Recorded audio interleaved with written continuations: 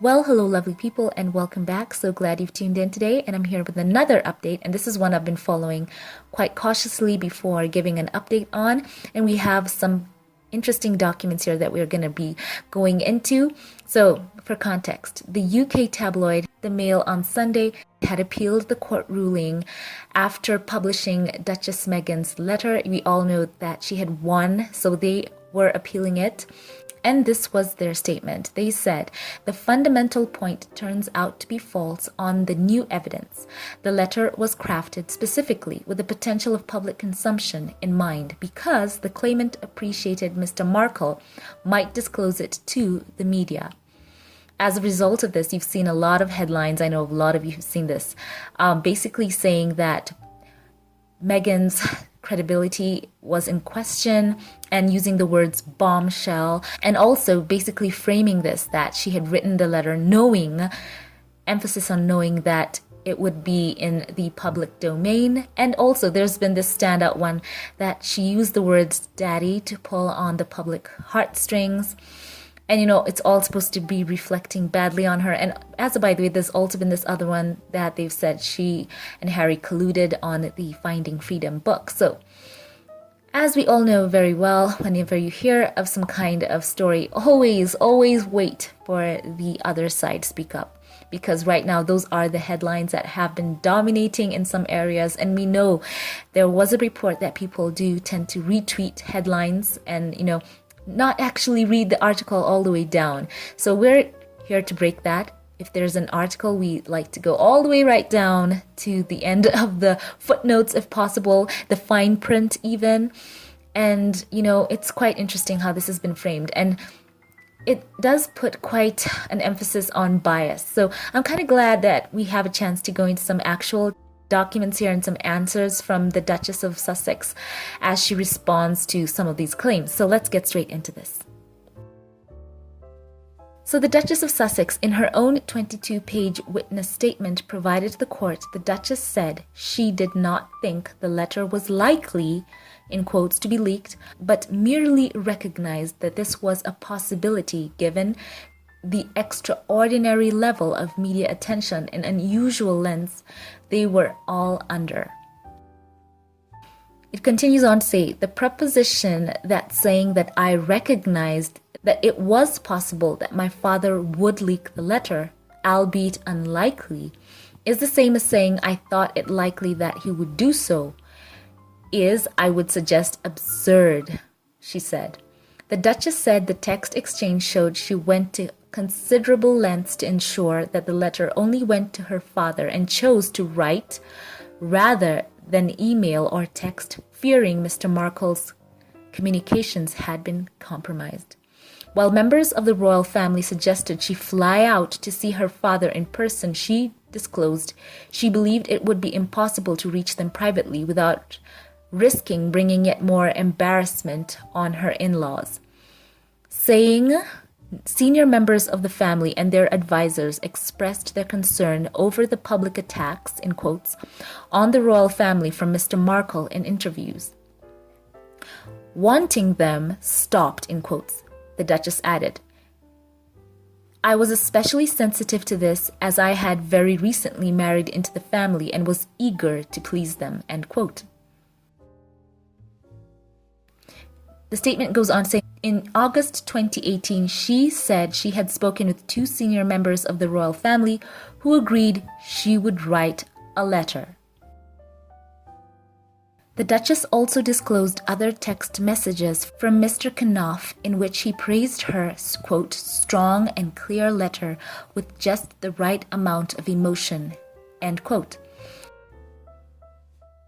Detailing the extent of any involvement of her communications team in Finding Freedom, the Duchess said Mr. Knopf had told her about the book in summer 2018 and mentioned the authors would like to meet with her, in quotes, which we both agreed would be inappropriate and therefore I would decline, end quote. Given my experience with the UK media at that point, which I had come to distrust, I did not wish to meet with any authors in connection with any book being written about me, and nor did I, she said. Referencing her own emails in August 2018, she noted that she had raised concerns about one of the authors, Mr. Scobie, who had tweeted something she said was, quote, factually untrue. Quote, I made it clear that although we at Kensington Palace were being asked to cooperate with this biography, I would be uncomfortable doing so if this person is considered an authority and is tweeting the below, she said.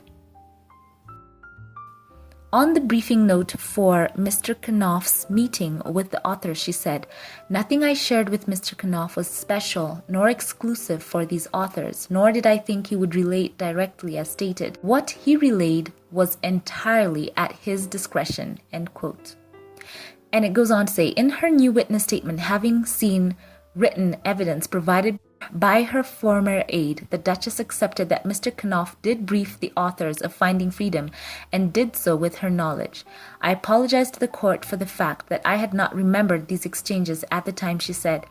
I had absolutely no wish or intention to mislead the defendant or the court. In fact, she said, had she known about the emails, she would have been, quote, more than happy to refer to them as strongly supporting of her case. Not only do I refer to the background information shared with Mr. Knopf as reminders, as much of it was information that he had already requested of me dating back to 2016 when he asked me for a timeline relating to my family to enable him to engage with the media on inquiries. It is also a far cry from the very detailed personal information that the defendant alleges that I wanted or permitted to be put into the public domain. Saying that there was no mention of the letter in the briefing points she shared with him, the Duchess added, had I wanted to have my private letter shared in this book, as the defendant falsely claims, this clearly would have been an opportunity to do so, end quote. So as we see right now, the Duchess has acknowledged that there was an element to Mr. Knopf briefing the authors of Finding Freedom, and we see that she said that she apologized to the court for not remembering the exchanges at that time. And she did not wish to mislead the defendant or the court. So it all comes down to, my point here is, of course, she has admitted her fault. But if you see this, the way that this is being framed in the public domain, it's like she was just the mastermind of all this. And you can clearly see the bias right there. Especially as they say that, especially with that quoted word that she had been advised to use the word daddy to pull at heartstrings. Now, I'm going to bring it back to this. Mr. Knopf was working for them at the time in an advisory capacity. So if you are writing a letter that he knows of and he suggests something to you, how is it being framed as Meghan's fault? Just food for thought. Chew on that, right? And you can also see something else. They are trying to phrase this, that as she wrote the letter to her dad, she did it knowing, I want to emphasize knowing that it would be in the public domain, it would be in the media, and everyone would know about it. So she does clarify that in her first part of this statement that I've read to you, that of course she was cautious and quite careful of the fact that it might be leaked. In fact, there's an acknowledgement that she did not even want to email him because she was concerned about perhaps a breach in his correspondence online. So she chose to write, a letter, because you can't hack a letter, right? So it is interesting that her being cautious about something that was out there, we had already seen that her father, collaborating with the tabloids on those photos that were staged.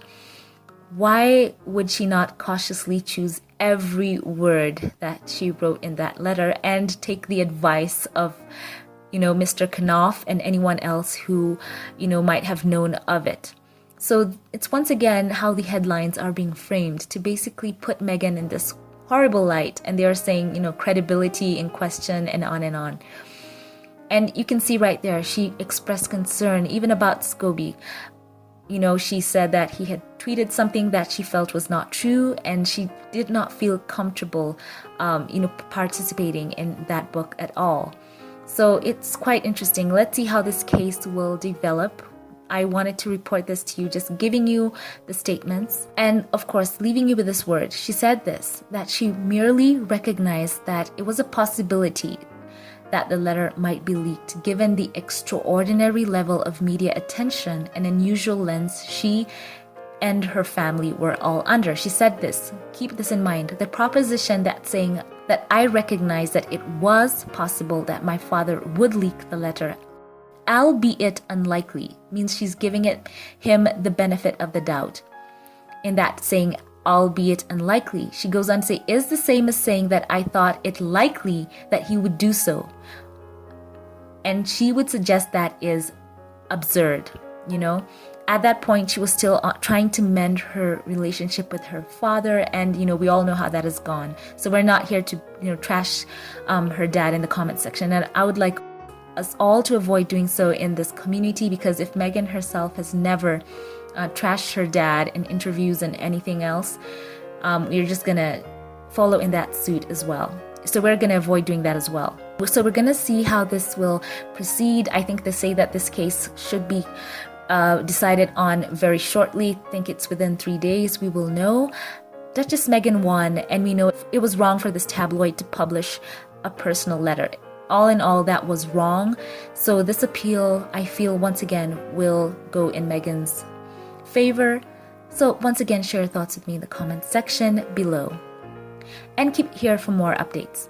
Before we log off, a special thank you to all of my Patreon, PayPal, and membership supporters. And I want to have a huge celebration right now as we welcome one of the newest supporters for this channel, a channel member called Patricia Lane. Thank you so much for choosing to become a channel member. I appreciate you so much. Thank you for your support. And I want to say a huge shout out and thank you right now to Delcinia Preston, who is a member and has also been a Patreon supporter for this channel. Thank you. Welcome, Patricia, to this channel. I love you so much. Thank you for choosing to support. And for those of you who'd like to check me out, links to support this channel will be in the pinned comment and in the description bar. So once again, leave your thoughts below. Let's keep following this case and keep Duchess Meghan and Harry in your prayers. And once again, we're avoiding the bias because we know some of these outlets, they tend to take a lot of pride in shaping opinions as opposed to informing them. So we're going to keep it here. We're going to keep it all facts. And once again, I'd like to know your thoughts in the comment section. Thank you all for watching. I love you all so much. Thank you for those who like, comment, and share. I do love and appreciate reading your comments. Thank you for watching, and I will catch you in the next one. Have a blessed one.